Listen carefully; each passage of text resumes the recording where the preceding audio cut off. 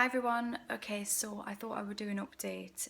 Some of you who follow me on Facebook or friends of mine already have an idea what's going on. Already know that about hang on, where are we on?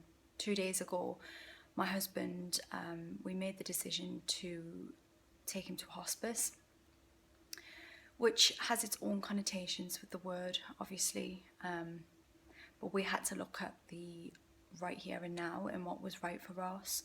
And a few days ago, some of his symptoms changed, and it meant that it was increasingly impossible for me to move him or to be able to care for him in the right way. So, we didn't. Being at home is great if you're aware that you're at home and you can have those home comforts.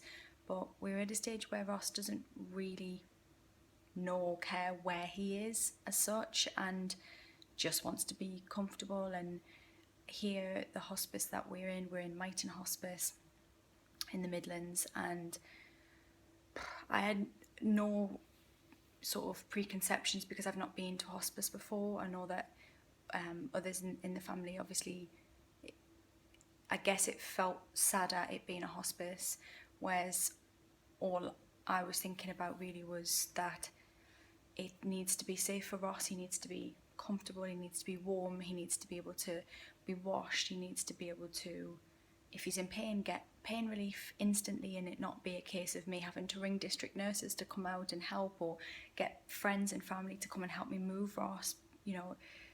That's not what we want. And I have to look at who Ross is as a person, and my husband is the strongest person I've ever met in my life, and he's so strong in his views and so black and white and everything, and he's always been I'm alive or I'm dead.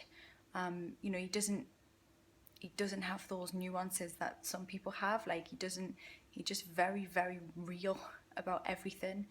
And so I have to trust that I know who Ross is, and he doesn't want to be lying in a bed of wee that I can't move him out of, that's for sure. The district nurse and the palliative team were amazing when they came out. In fact, the district nurse was quite upset, and she just said, you shouldn't be doing what you're doing here. It's not right, and you're waiting for a crisis, waiting for you to not be able to, for Ross to fall, for you to not be able to catch him, for you to hurt yourself because you're trying to move Ross. So we came in on Friday, and I feel really relieved. On Friday, Ross was really very, very tired and didn't really wake up much at all. And he's now having, he's had some steroids, and he's had something else to potentially treat some of the seizures. And he's having we're having moments that are good, little moments, and that's part of it too, that we are able, not, as a family, that we are able to come in, and I'm able to stay here, but we're able to have those nice moments with him, and we're not, they're flitting because there's flitting bits of Ross that are about, but when it's there, we want to enjoy them rather than go and take your tablets, Ross, or move this way, Ross, or do this, and being the carer for him, because Ross doesn't want that. I know he doesn't. And so it's nice to know for me now that when I can stay here, I'm with him when he needs changed or he needs cleaned or something that is not really for your wife to do. You don't want, or your mum or your brother or whoever else, you don't want them to do that. The nurses can do it. They're really compassionate. They're really good. They're not patronising, not any of those things, just respectful. Genuinely, they've been amazing. The doctors are respectful. Very holistic approach to people, how, in terms of really looking at the full picture of the person, and that's what I want. And I don't want Ross to have any pulling and pushing and having to do things that he doesn't want to do. He doesn't want to do that. So the children have come in, they're excited because there's, we're in a toy room here, it's full of toys, and they are able to come in, and I can monitor what they see and what they don't see, and it feels safer. And whereas before we were in there, Ross was in there space, and not very well in their space, and that's frightening for children. So yeah, I feel like this has been a good decision, and obviously all of this goes without saying that we are heartbroken,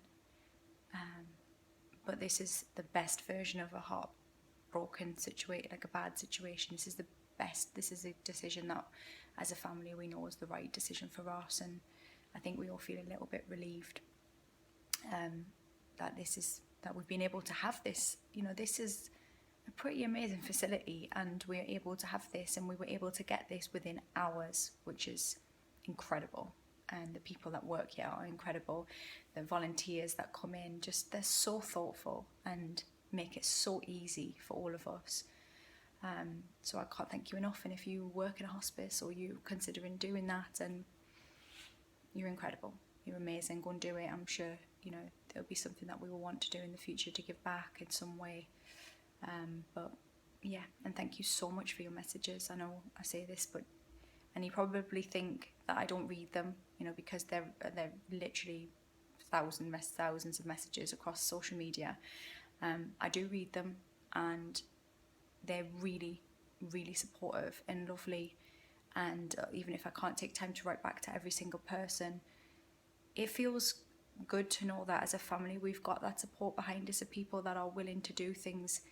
You know, even some of you that don't know us personally are just reaching out. And yeah, and those of you who are going through the same thing, thank you for reaching out. And truly, I'm supporting from afar, and you know, when you get someone that gets it and messages you, it means a lot. It means a lot. So thank you for doing that. And yeah, I hope that in telling this story that it can make it easier on other people. If you're considering doing this and you feel pulled, just remember who your person is and think about what they would want, and then you're being true. And even if it's painful for you, that's not really the point at this stage. It needs to be, you know, it needs to be okay for them, you know. So that's where we're at. Thanks, guys. Speak to you soon.